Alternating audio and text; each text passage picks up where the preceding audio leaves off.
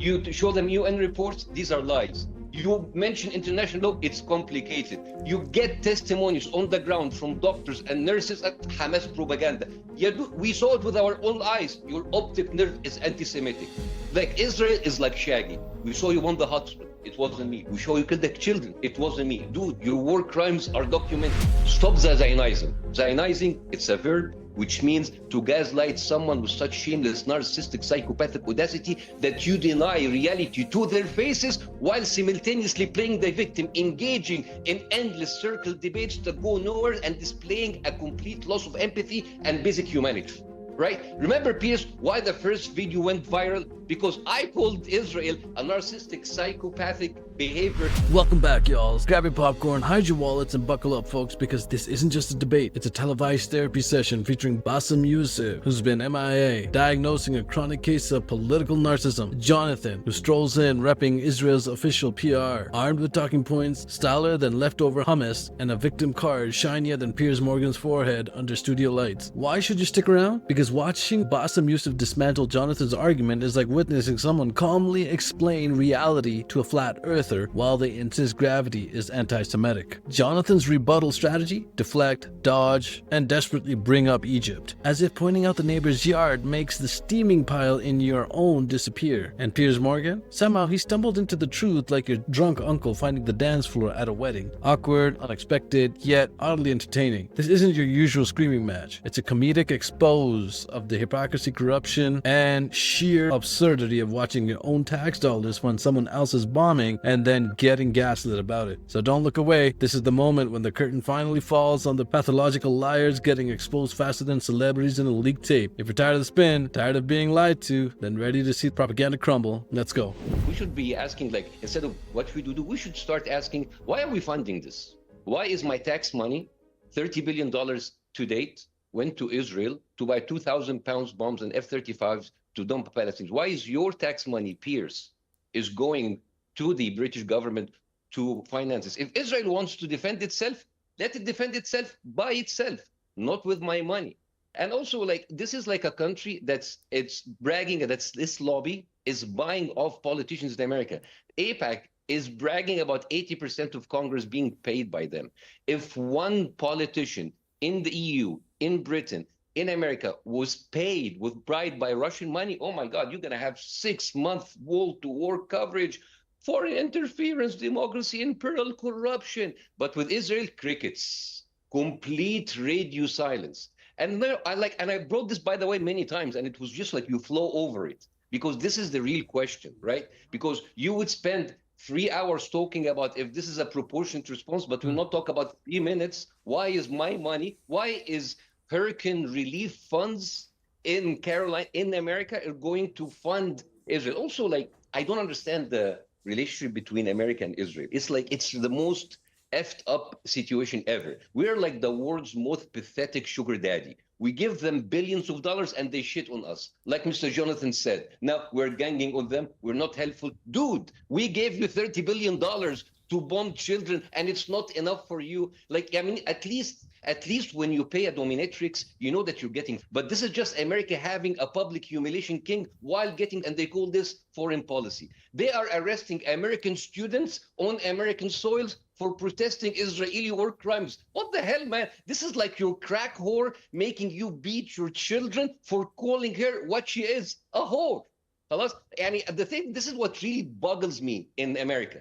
The right and the left, they fight each other tooth and nail over gun control, education, minorities' rights, healthcare, DEI. But when it comes to Israel, everybody competes to be Israel's favorite bitch. Republicans hate handouts unless it's for Israel.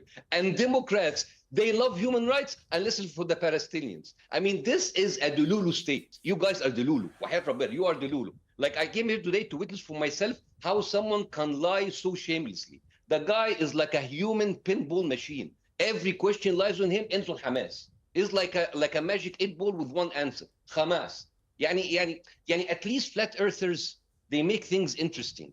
You guys are boring. You are like the same thing. I left all of this. I left the media because of this. I come back. It's a freaking Groundhog Day. Every day, the same question, the same thing. Dude, nobody believes you. You are liars. Okay. Nobody believes it.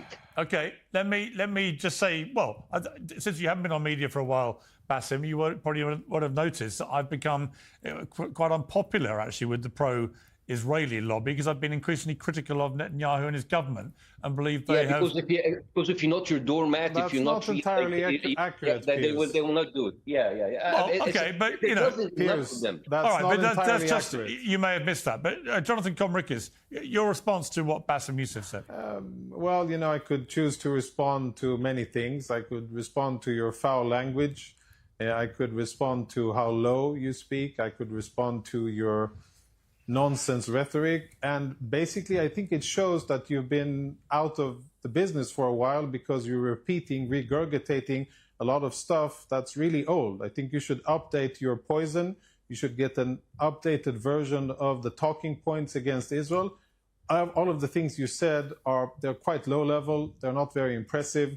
I've heard it a million times, and it's quite childish. It's interesting for me to hear that from an Egyptian. Last time I checked, Egypt is the second largest beneficiary of American money. And if you reportedly really care about your tax money, then have you asked yourself why the US is providing so much money to Egypt and what the US gets in return? And what I would like to know is, why is the Arab Egyptian Republic refusing to receive refugees, their Arab Muslim brothers from Gaza, and why are they so inhumane and cruel and preventing poor Gazans from escaping a war zone? Last time I checked, the only war where civilians have been prevented from leaving, escaping, fleeing a battlefield is this war. I cannot remember, and maybe you as a comedian can think of another war where civilians were prevented from a neighboring non-hostile state to flee the war.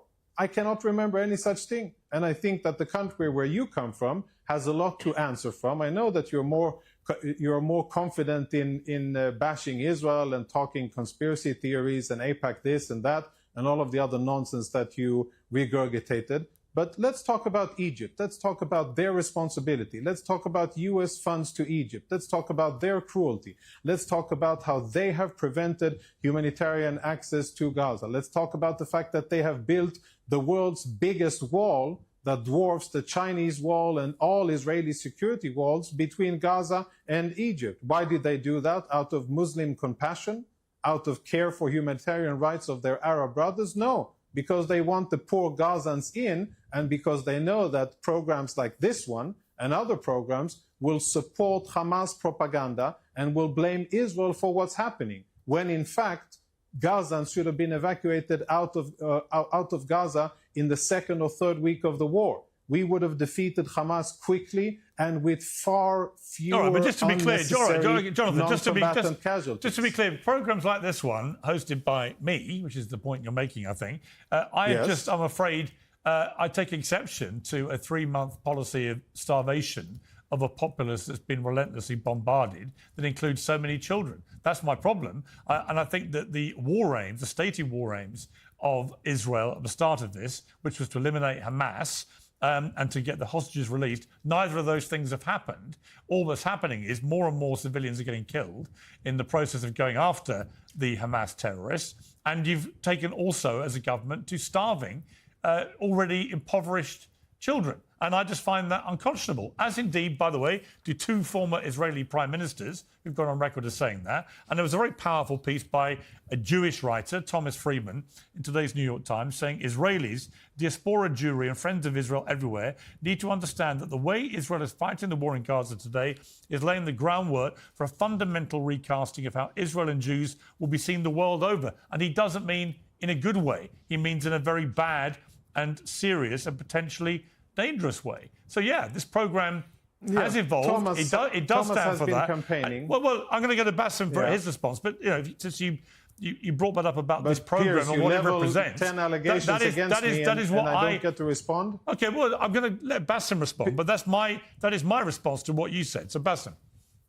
So I didn't, finish making a coherent sentence. Well, let Bassem finish first. I didn't interrupt you. Okay, by all means. I didn't interrupt you. All right?